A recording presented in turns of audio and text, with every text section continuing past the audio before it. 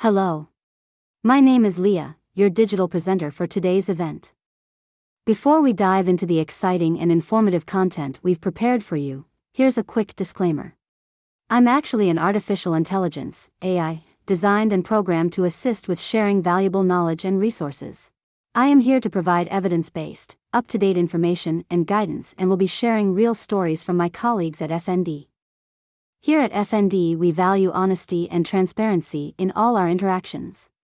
We, at the Family Network on Disabilities, believe that the incredible advancements in technology, such as AI, can significantly enhance our ability to provide families with the resources, support, and information they need. All the information shared in this training comes from the dedicated team of experts at FND who have years of experience, rich understanding, and most importantly, a deep passion for supporting families just like yours. Family Network on Disabilities began in 1985 by a group of parents of children with disabilities who came together looking for mutual support. FND is a grassroots organization for persons with disabilities and their families that is family-centered and family-driven. What makes FND unique is that the majority of our board members, our management staff and program staff are either individuals with experience with a disability or have family members with a disability, which gives us the perspective of empathy and compassion for the work that we do.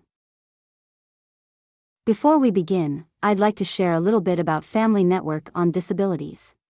We are a 501c3 nonprofit organization helping families across the state.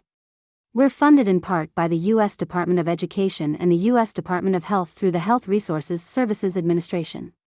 We use all that funding to provide information, resources, and support, and training to families, educators, professionals, and providers throughout the state. We do not charge for our services. At this time, we would like to make a disclaimer that we at FND are not attorneys, doctors, or mental health professionals. We do not offer legal or medical advice in our workshops. We are happy to support you with information, resources, and support. We use research-based information in our training and materials.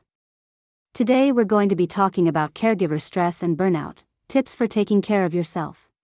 This is segment 1 of 4. So let's get started. What is a caregiver? According to Oxford Dictionary, a caregiver is a family member, a friend, or a neighbor, who takes care of a frail or person with a disability. Now, Merriam-Webster's dictionary defined caregiver as one that gives physical or emotional care and support. A person who provides direct care as for children, elderly people, or the chronically ill. Then Wikipedia's definition is, caregiver is a paid or unpaid member of a person's social network who helps them with activities of daily living. Caregivers most commonly assist with impairments related to old age, disability, a disease, or mental disorder. And the synonyms for caregiver include care, caretaker, and sometimes guardian. It sounds like we're getting a little bit closer to what our job titles are as parents of children with disabilities. But let's see our final definition. Here it is. The CDC defines caregivers as individuals that provide regular care or assistance to a friend or family member with health problems or disability. It goes further to say that a caregiver provides care to people who need some degree of ongoing assistance, everyday task, on a regular or daily basis. The recipients of care can live either in residential or institutional settings, and range from children to older adults, and have chronic illness or disabling conditions. However, parents of special needs children know that caring for a child who requires assistance for a disability brings its own challenges and responsibilities. And we'll take a look at those challenges in a minute. Many families would also be considered to be in the sandwich generation. At the same time that they're caring for a child with disability and needing a clear understanding of elder issues as well. Adults that are part of that sandwich generation that are those who have a living parent age 65 or older, and are either raising a child under age 18, or supporting a grown child, are pulled in many directions. Not only do many provide care and financial support to their parents and their children, but nearly 4 in 10, 38%, say both their grown children and their parents rely on them for emotional support. Adult care may include tasks such as providing hands-on assistance, with dressing, and eating, or medical care, and providing transportation to appointments, or helping to maintain the home or finances. When most parents think of the juggling act involved in raising a family, they think of coordinating soccer games with ballet practice and grocery shopping. But if you're a parent of a child who is sick or has special needs, your schedule can involve a lot. Assisting with personal care can entail the bathing, grooming and dressing needs of whomever you're caring for.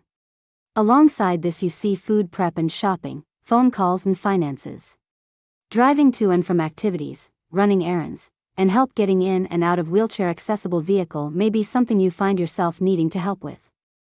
Of course, there's also providing constant companionship and general supervision, being a stable companion and supporter in all matters personal, health-related and emotional, which is incredibly important. Healthcare monitoring such as overseeing medication usage and administration may be part of it. Or perhaps even respite services, providing other caregivers a break can make things all the more easier. If you are providing these supports, you are considered a caregiver.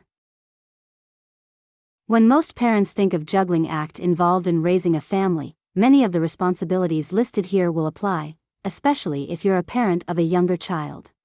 Adding possibly stressors such as coordinating soccer games, ballet practice, any extracurricular activities, play dates, and grocery shopping. If you're a parent of a child who is sick or has a special need, your schedule likely involves a lot more and for a longer period of time. Quite possibly well into adulthood, and without the help and support they truly need, or that you truly need as a parent. This includes caring for the elderly as well, for those experiencing the sandwich generation. The most common type of caregiver is the family caregiver, someone who takes care of a family member without pay. And according to the 2015 National Alliance for Caregiver and AARP, caregiving in the U.S. is, approximately 43.5 million caregivers had provided unpaid care to an adult or a child in the last 12 months. And about 34.2 million Americans had provided unpaid care to an adult age 50 or older in the last 12 months. And there's other types of caregivers. There's professional, independent, private, informal, and even volunteer caregivers.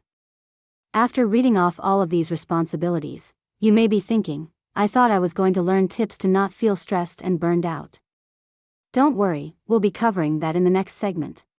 The first it bears mentioning, even though you probably heard it time and time again, you're not alone. It's so important to realize you're not alone. Here you can see our FND. Family. These are the programs housed under the Family Network on Disabilities. Each program provides a unique service to a specific population. There are 3 PTI programs, funded by the U.S. Department of Education through the Office of Special Education Programs. POPN serves North Florida, PSN serves Southwest Florida, and PEN serves Southeast Florida. The Family Star program, funded by the U.S. Department of Health under the Health Resources Services Administration and supports families of youth with special health care needs. FND also has a special needs trust where we provide families with information regarding creating and supporting a special needs trust. We also do programming specific to fathers raising children with disabilities. Here you can see links from multiple downloadable resources available in various languages. You can also see some of our social media platforms. We have various pages on Facebook addressing the needs of different populations and our programs. I invite you to check out our website at www.fndusa.org for the hundreds of pages of resources and invaluable information that you can access and download at no charge. You can reach us to help you and your family by giving us a call at 800-825-5736 and letting us know your needs. You'll be assigned to a staff person who can support you. Follow us on Instagram, Facebook, and TikTok. Visit our website for valuable resources and more information. We want to thank you for spending this time with us during this presentation. We look forward to hearing from you.